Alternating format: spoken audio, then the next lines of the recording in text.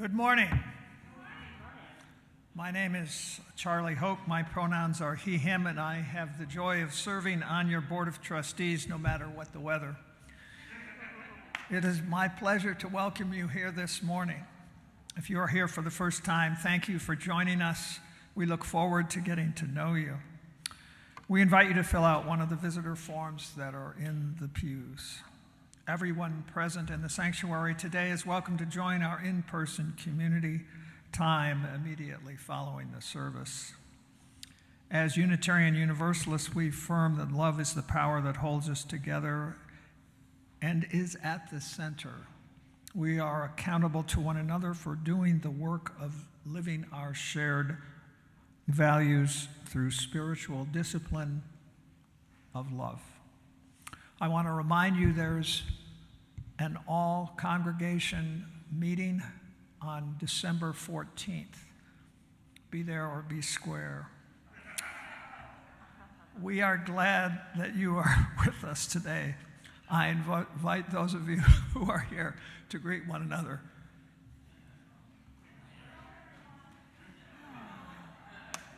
We got this. We did. Thank you for being here. My pleasure. Now I do the challenge line? All right. Yes, Charles.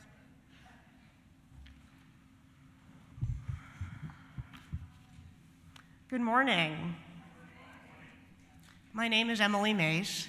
I use she, her pronouns, and I'm the intern minister here at Unity Temple.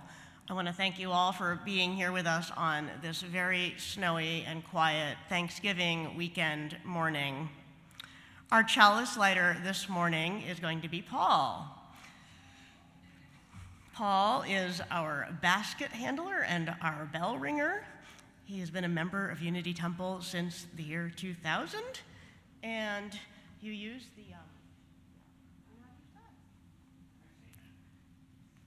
Thank you, Paul. Please join me in saying our chalice lighting words. We are Unitarian Universalists. This is the church of the open minds, the loving hearts, the helping hands. We take care of the planet Earth and each other. It is our tradition here at Unity Temple to honor the season of Advent by lighting a candle each week on the 4 Sundays leading up to Christmas on our Advent wreath here. Today, on this first Sunday, we light a candle honoring hope, which will also be the Soul Matters theme that we will be tracing during December. In times of growing darkness, hope reminds us that despair does not have the final answer. Hope reminds us of the promise of new life, of light returning, and of holding on to each other for a new world to be born. May the light of these candles kindle hope in our spirits.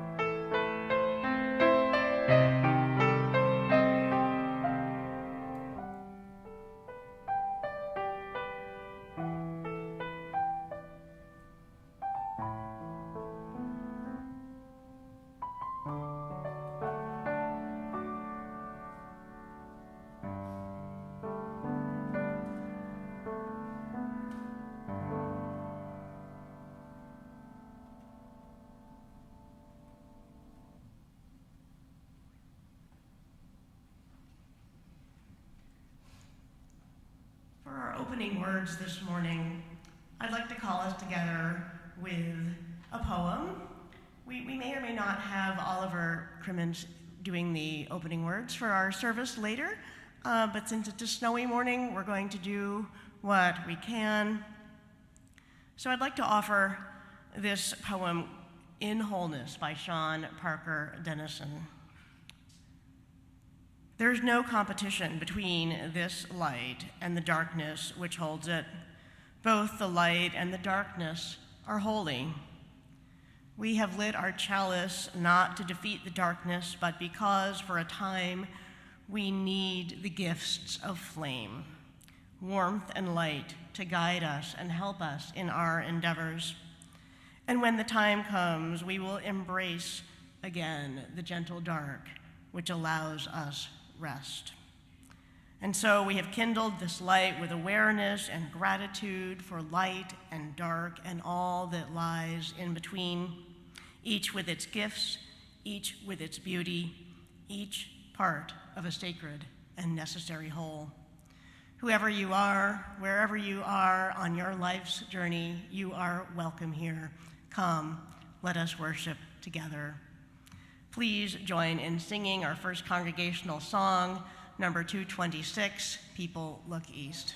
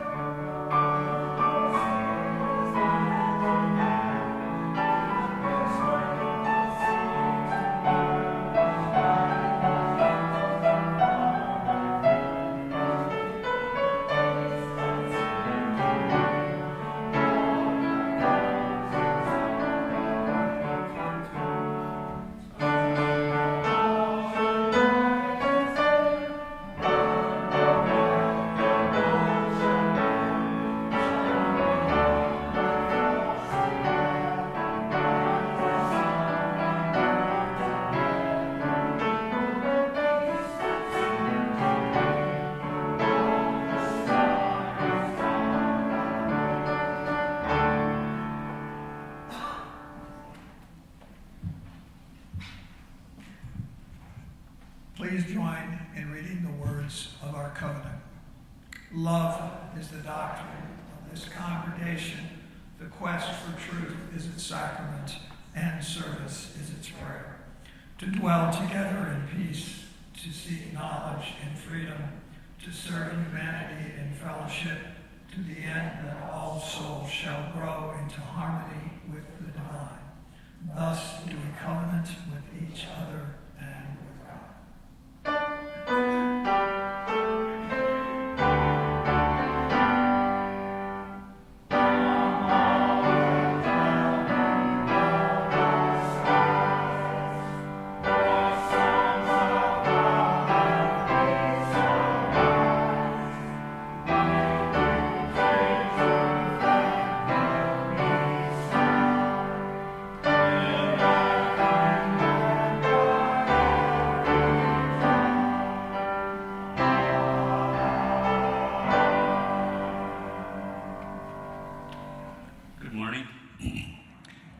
My name is Chet Taranowski.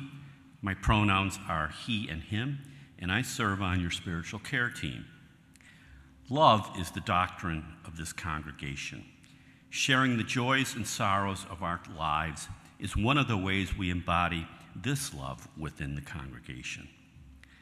Before each service, you may share your joys and sorrows in the binder outside the doors of the sanctuary. You can also email your joys and sorrows to us at spiritualcare@unitytemple.org.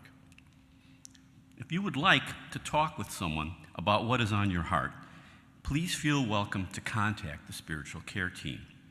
We are here to listen and sit with you in times of both joy and sorrow. Here are the joys and sorrows that were shared this week. First of all, it's a joy of all of you who managed to get here through all this snow today. Secondly, Mary Chereskin is happy to be with her family who have come here for the holidays. We know that many hold joys and sorrows in silence. We invite anyone who has a joy or a sorrow to come forward to drop a stone into the bowl of water at one of the 4 stations around the room. We invite you to engage in the spiritual practice of silence during this shared ritual. Let's begin.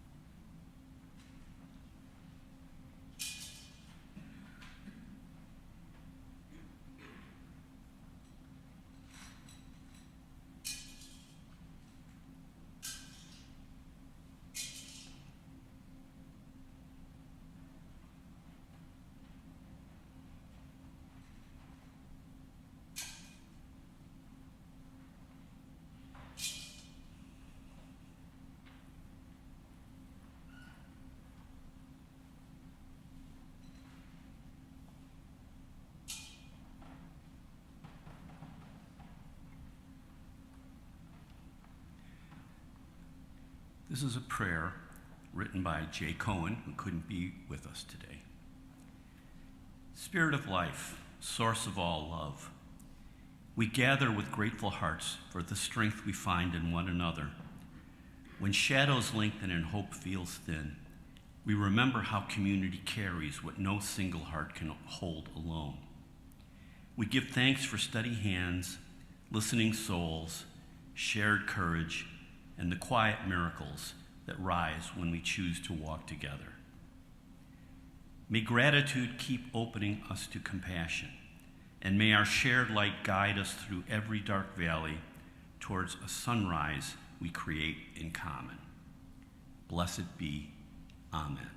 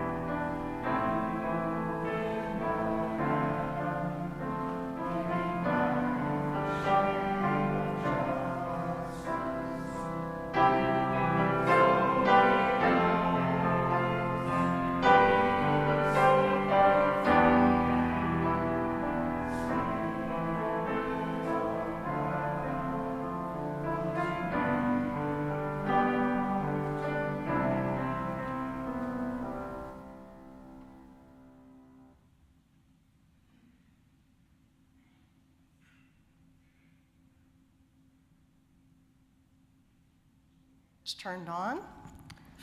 Since we do have a few fewer people, if anyone would like to come down closer to read the story and listen to the story, I welcome that. Thank you. If you're on the upper balconies, feel free to come down to one of the lower balconies. This book is called The Sauna, and I want to give a brief warning.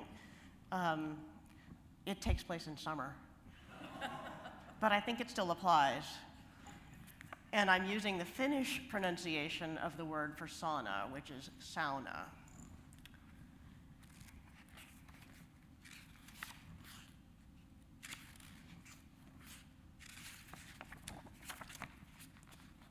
The sauna was hot.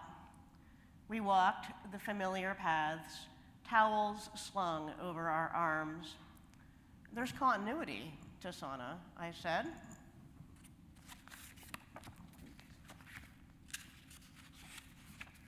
I don't understand, Dad, said the character who happens to be named Emily. Me neither, said Jacob. The barn watched silently as we passed, our daily chores done. Hints of the coming darkness hung under the eaves. I smiled. You are my children, as I was once your grandma and grandpa's child. We stopped to look into the twilight sky.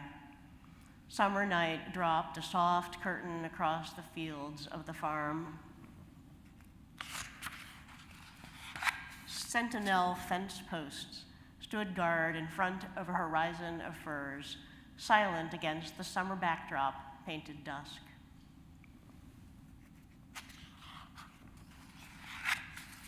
We still don't understand continuity, Dad. My father was once a child. My mother was once a child. When she was a girl, she walked this very same path to sauna. That's the connection to the past I'm talking about. In Finnish, it's called jatkuvuutta. Beginnings of mist rose from the low areas. Frogs began to trill. Sauna smoke teased us. How about our great-great-great-grandma? Did she come to sauna here? No, but she did do something else. What? Let's go in and see. We took off our clothes. They hung in silent folds. The sauna door creaked. Wood rubbed wood, cold and warm, mingled with past and present. Dad, it's hot in here. Sit on the bottom penki, the bottom bench, by the kauha, the stove, if you want to.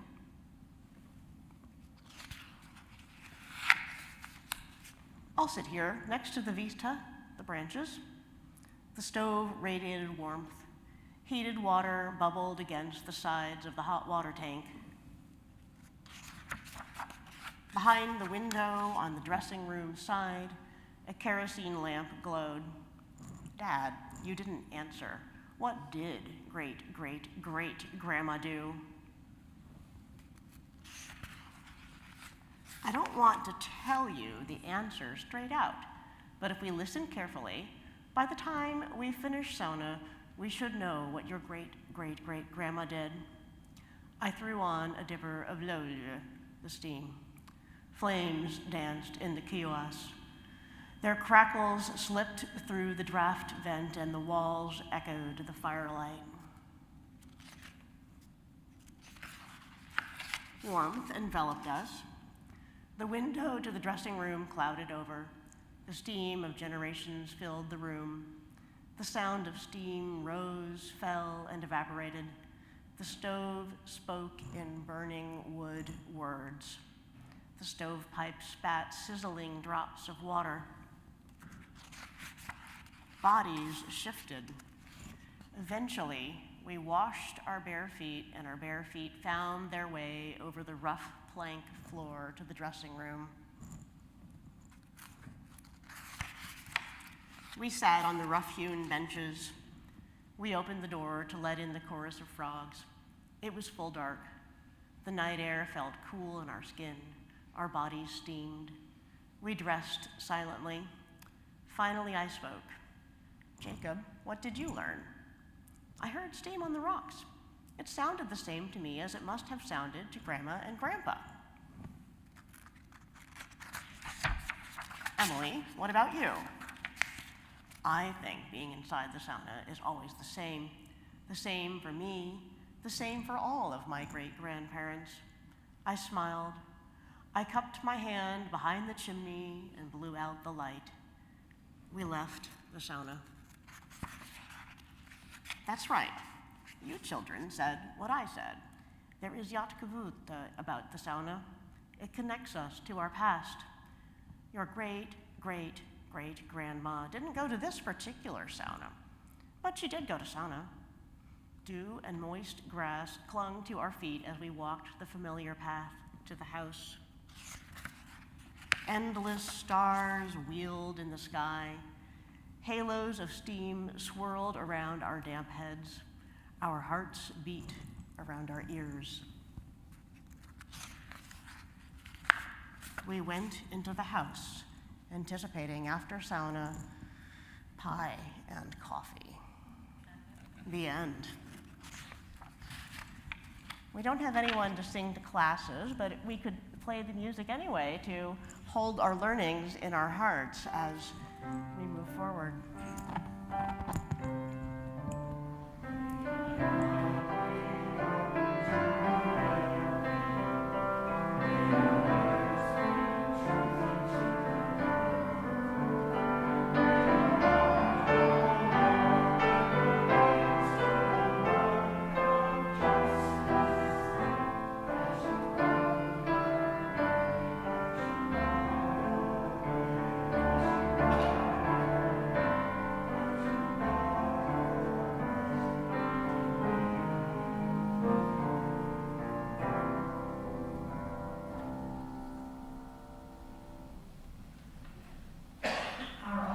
This morning is for the UU Prison Ministry of Illinois.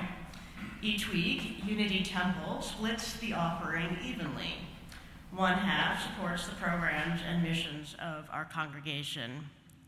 The UU Prison Ministry of Illinois seeks to equip Unitarian Universalists in Illinois to transform institutions and support people harmed by the prison industrial complex. The UU-PMI advocates for criminal justice, partnering with UU-ANI and other organizations, and educates and builds awareness about the prison industrial complex. It serves over 188 persons inside prison through its Pen Pal program, creates solidarity support groups in UU congregations for persons released from prison, and provides group services inside Cook County Jail and Logan Women's Prison. May we be transformed by our giving, and may the world be transformed by our gifts.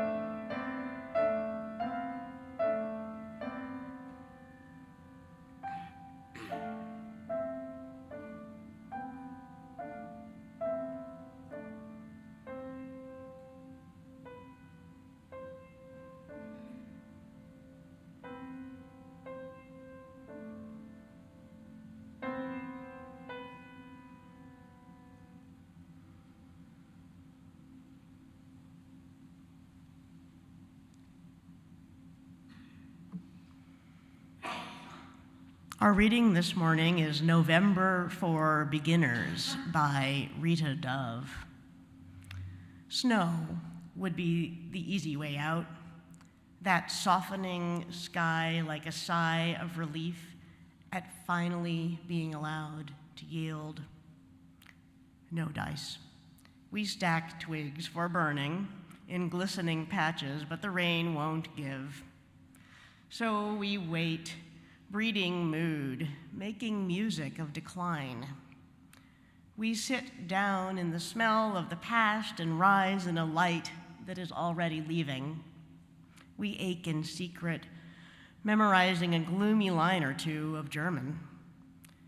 When spring comes, we promise to act the fool.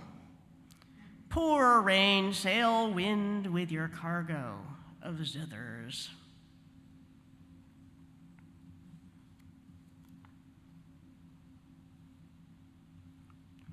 We may have already heard our special music during the offering,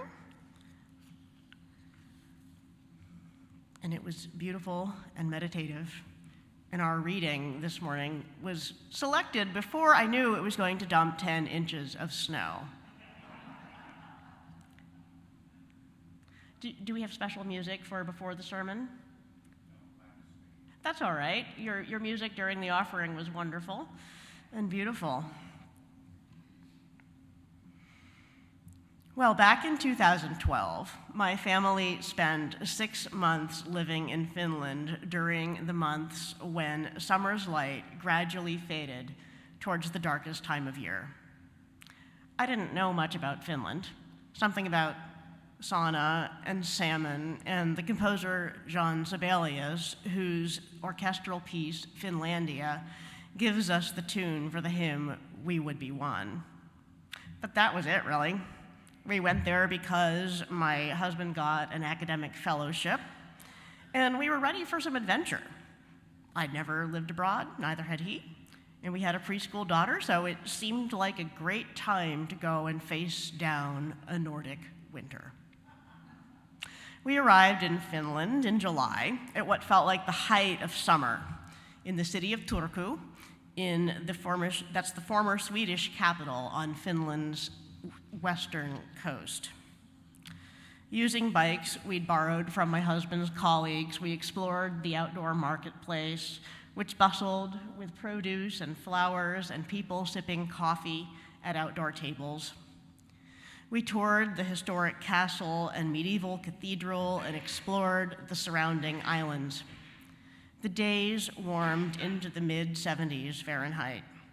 The sun stayed high in the sky until a sudden sunset well after 11 o'clock in the evening. We closed the room darkening blind on the skylight in our bedroom, and we tried to ignore the sun that crept in by 3 in the morning.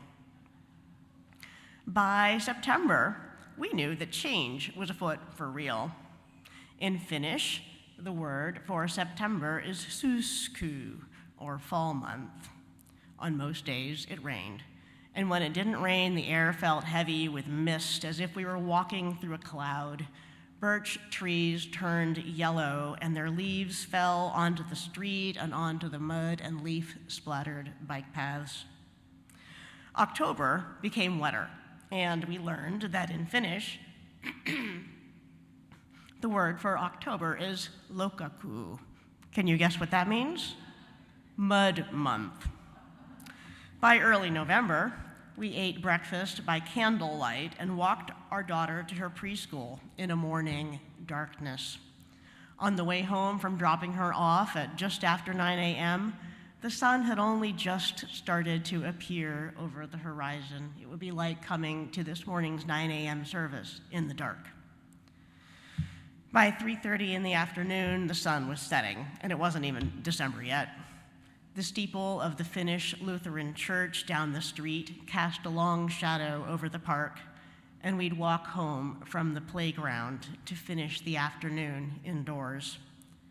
By 4 o'clock at the end of November, the sky had darkened entirely. Can you guess what the Finnish word for November means? You're close. The Finnish word for November is marrasku, which literally means death month. On All Souls Day, November 1st, Finns go to cemeteries to place candles at the graves of their relatives and ancestors. Traditionally, Finns believed that during this time, the spirits of the dead, the martat, remained closer to the world of the living. The veil between the worlds became thin, like a winter coat that barely kept out the chill. In November, the world of nature seems to have shut down.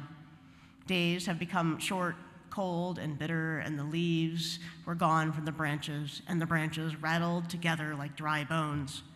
Fruits, vegetables, and flowers had disappeared from the outdoor markets, and only the old potato people, as I called them, men and women with faces as wry and wrinkled as the vegetables they sold, remained outside in the markets during November, selling more varieties of potatoes than I ever could have guessed existed. The ancient Finnish epic, the Kalevala, offers some insight into what this month means in the Nordic psyche. In one of the stories, Louhi, the mistress of the north, steals the sun and moon and hides them away, plunging the world into darkness. She even hides fire, too. So here's a quote from this section of the Kalevala.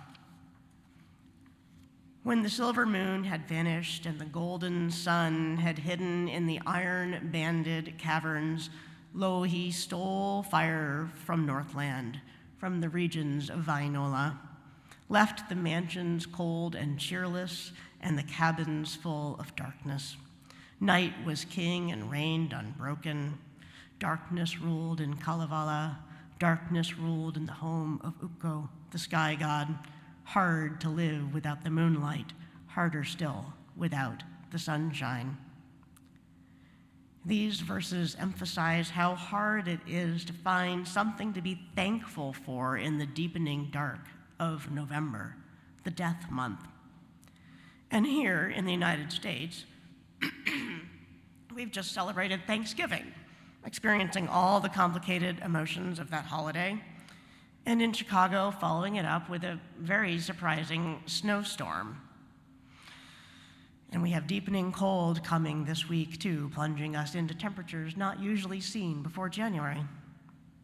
The poem from our reading earlier doesn't expect there to be snow in November, and it emphasized the more challenging aspects of the season. So we wait, breeding mood, making music of decline. We sit down in the smell of the past and rise in a light that is already leaving. Winter and the literally darker days can be really hard for people with seasonal affective disorder, depression, an overall sense of being cooped up, holiday blues, holiday stress, having to get out and clean off your car in the snow in order to make it to church by 9 in the morning, perhaps having a cold. The list could go on. Excuse me. And here in Chicago, the past few months have been times of deepening difficulty, if there ever was one. You've been hearing this story for weeks, but I think it's important enough to tell again. We've been talking for weeks now about the ICE raids in our communities and about the detention center in Broadview, where immigrants are being held after being abducted by ICE. We've been talking about the inhumane conditions inside Broadview and about the clergy who have gone there to pray and sing and protest and to ask to go inside to offer spiritual care. But it turns out, as Reverend Rogers shared in his sermon on November 16th, the people inside the detention center can hear the singing. They can hear the protesting. They could hear the shouting during the violence and police brutality that led to the arrests of 21 clergy and other supporters during the prayer service on November 14th. They knew, in other words, that they were not alone, not forgotten. They knew that even though they were living through their own type of death month, their own marasku, that something brighter was reflecting back towards them through the windows, and not all hope was lost. I have to believe that even in the difficulty of the inhumane conditions inside the Broadview prison, the people inside found a flicker of hope, knowing that outside were people who cared. I want to be very clear here that this metaphor of light and dark has too often been used too harmfully to go along with skin color. And I want to hold out, though, that this metaphor of how to find light and hope in dark times still applies, especially in a story as difficult as what Chicago has faced in Broadview with ICE. For me, living in Finland, a place where the world literally had less light in those dark winter days, that made it easy for me to be grateful for anything that made the light shine through more clearly. And the Scandinavian cultures have a word for this. Maybe you've heard it, hygge. The word refers to finding coziness, light, and comfort, especially during the dark times of the year. Books like The Little Book of Hygge came out in 2017 and introduced hygge to an international audience. I'm going to take a moment for hygge right now and have a sip of tea.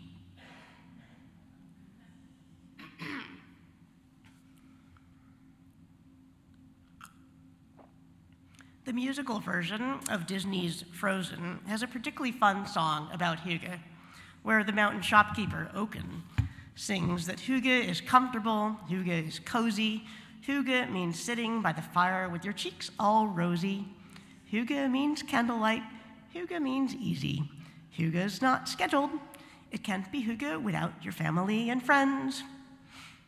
The closest Finnish equivalent to this word is sisu, which means something like grit and perseverance, with a side of working with rather than against the natural world, like tuning into the lessons of sauna. As we saw earlier in the sauna book, Finns move towards the darkness, the warmth, and the coziness of sauna. They know that within that space, they'll find something to be grateful for. Now, as we saw, the book takes place during summer, but what stood out to me in reading it was this sense of withdrawing to somewhere quiet and dark, and in that darkness, finding something enduring and hopeful. Time and time again in Finland, as the days were getting shorter and the nights were getting longer, the sun kept coming up later and later. People kept telling us, it's not that bad when the snow comes in. The snow reflects off the ground and makes everything brighter, like you might have experienced this morning. And indeed, around the end of November, we started to see lights hanging across the streets and above the windows of the stores. Going out shopping for a last-minute dinner item at 4 p.m. didn't feel so dreary when the world was brightly lit, especially once there was snow for the light to reflect off of. With memories like these, I can't help but find something to be grateful for in a time of deepening dark. That even when the world seems like it's moving towards the deepest darkness, there's a spark of light, a spark of hope. Today marks the first day of Advent in the Christian calendar. The word Advent actually means arrival, referring to the eventual arrival of the baby Jesus. But beyond the Christian meanings, I think we can also find in this word a time of waiting for the return of light. In the Kalevala story, the heroes Wainamoinen and Ilmoinen eventually free fire from the belly of a fish that's been eaten by not one, but 2 larger fish. The heroes find and free the sun and moon from the cave in which Louhi has hidden them, and light and warmth return to the world. It's not clear in the story if this is set in November, but it definitely seems to be set before the winter solstice, when the sun starts to come back. The themes fit. In Finland, guess what the name is for December? Joulukuu, Christmas month. The word for Christmas is joulu. A fitting name for a month named for a holiday. The gloom of November shifted in December to the celebrations of the church season and Advent, and the holiday season more generally. On the 4 Sundays before Christmas, Turku held and holds a charming and historic Christmas market. Temperatures the year I was there dropped into the single digits, much like was predicted here for the coming week, and we walked through the market every Sunday with snow crunching underneath our boots. Despite the cold, we went every weekend. Smoked salmon, roasted nuts, spiced wine and juice, and crepe-like pancakes smothered with strawberry jam and whipped cream offered a break from the cold and from looking at the holiday decor. Vendors sold red-hatted gnomes called tontu, made out of pine cones. They sold warm slippers and mittens made out of sheepskin with the wool still attached, double-lined woolen hats, candlesticks, skeins of yarn and hand-dyed felt, and so many displays of Christmas cheer. Every hour, carolers sang songs in Finnish and Swedish and other languages while Santa held court in a manger-like shed to hear children's requests in several languages. It was easy in that Christmas market to find gratitude in the deepening dark. It's not so easy always, but there are gifts in the darkness, in the dark times of year and in the difficult seasons of our lives, if only we know where to look for them, if only we know to look for the light shining through, for the songs to be heard. This truth is something I will always be grateful for. And this is my wish for you, that as we move from nurturing gratitude in November to choosing hope in December, may you too find times and places where you can feel gratitude that the deepening dark nonetheless makes way for hope, light, and joy. With all this in mind, please rise in body or spirit to join in singing our second congregational song, Dark of Winter, number 55 in the Gray Hymnal.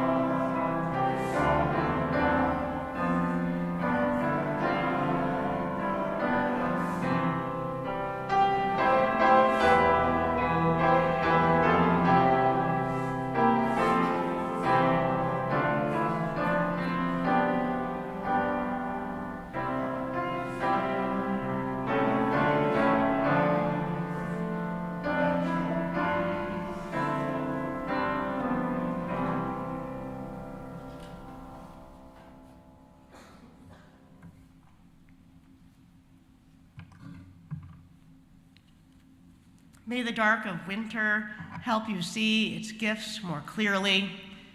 May the darkness bring its quiet to you, and when your heart cries with sorrow, May you hear the still small voice of love eternal. Go in peace, go in joy, and go in the hope of lighter days to come. Please join me in the chalice extinguishing words. Carry the flame of peace and love until we meet again.